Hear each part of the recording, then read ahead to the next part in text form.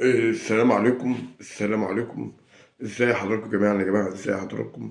احنا داخلين على السنة الجديدة 2026. بسرد قصة حياتي للمجتمع المصري وللعالم كله بأكمله، للكرة الأرضية بأكملها. قصة حياتي كانت أصبحت عبرة وعزة للمجتمع والعالم. و... و يعني أنا قصة حياتي أغرب من الغرابة. قصة حياتي الوحيدة في العالم. آه، قصة حياتي وأنا طفل كنت حرامي، كنت مجرم جامد، يعني كنت مجرم جامد. وفضلت مجرم 25 سنة أسرق في المجتمع. 25 سنة أسرق وارتكب أخطاء وارتكب جرائم في المجتمع، حرام. يعني أنا كنت إدارة انسولاب، كنت بسرق مهاتة الدنيا وبسرق وبولع في العشش وبولع في البيوت وبعمل جرايم وكده وكنت سرقات وكده. بس عشان تبقى على ربنا عملت ايه؟ تخيل يا ابن ادم وحواء، عملت ايه؟ قطعت اغلى ما يملك عندك، قطعت اغلى ما يملك. ايدي الاتنين قطعتها في القطر عشان تبقى نصوحة لله عز وجل. وكنت بسرق من صغري وانا في اولى ابتدائي، كنت بسرق من الازهر ومن زمرات من الازهر سندوتشات ورصاص وحاجات. واتطورت، بدأت أسرق ألوفات وموبايلات وبسرق دهب وبسرق كل حاجة. كنت بسرق كل حاجة، كل حاجة كنت بسرق، اللي يخطر على بالك كنت بسرقه. كنت يعني حرامي درجة أولى، وعمري ما اتمسكت. 25 سنة سرقة ما اتمسكتش. الحمد لله يعني، ربنا يسترها معايا وأنا بسرق. فعشان تبرك على ربنا قطعت ايدي الاتنين تحت القطر عشان اتوب. بس قطعت ناس وانا في ابتدائي سندوتشات رصاص. وكبرت بقى تليفونات والوفات وموبايلات وذهب وحاجات كتير كتير من جميع المحافظات: الشرقية، البحيرة، اسكندرية، مصر. كل حاجة انت كنت بسرق منها هنا في مصر. كنت حرامي متجول يعني، كنت حرامي لص. 25 سنة أسرق ما اتمسكتش.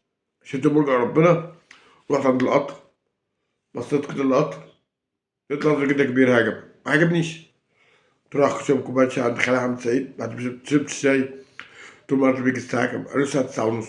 قمت طالع على القطر، بص القطر كده، قطر عند كده، مطر وشي، مطر معدي. قمت قايم قايم.